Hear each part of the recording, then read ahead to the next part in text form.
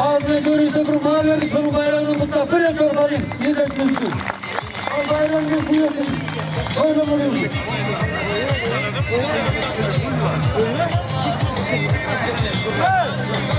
Şimdiki bayrakta Ateş Pehlivan Karamanlı Kıravru'nun cevap PKK'sının karşıdaki Aslan Pehlivan Aka Velayeti'nin bayrakları bir mal. Çek.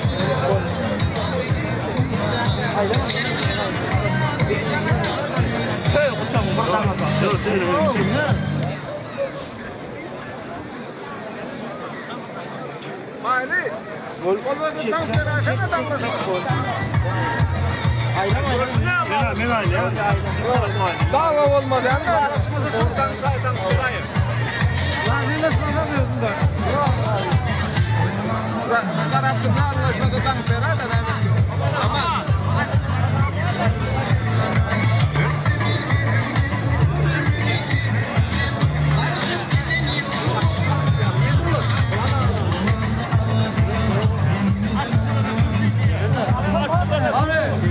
Atçılar gitmezler atçılar. Hangi arayın Sinan Bey? Atçılar gitmezler.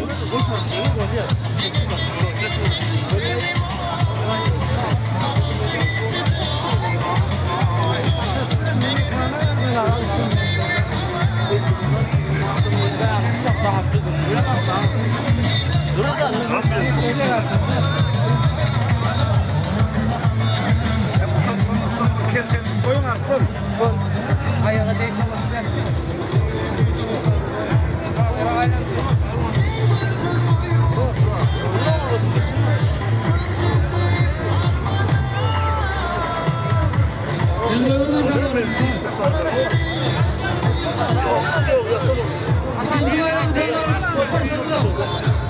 Aslan Pehlivan'a yola yaptınız.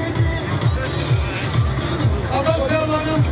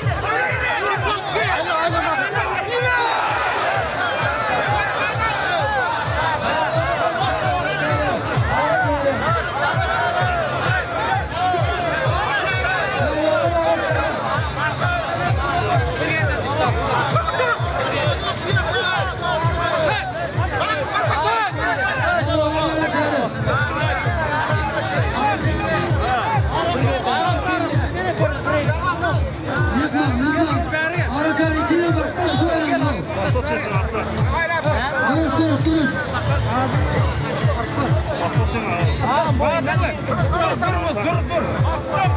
Bak koylar ama arası var. Arası var.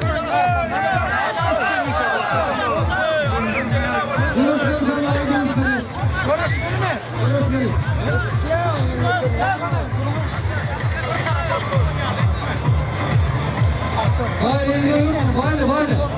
El koyuyorum akla ya bu da. El koyuyorum. Vale koyuyorum ha.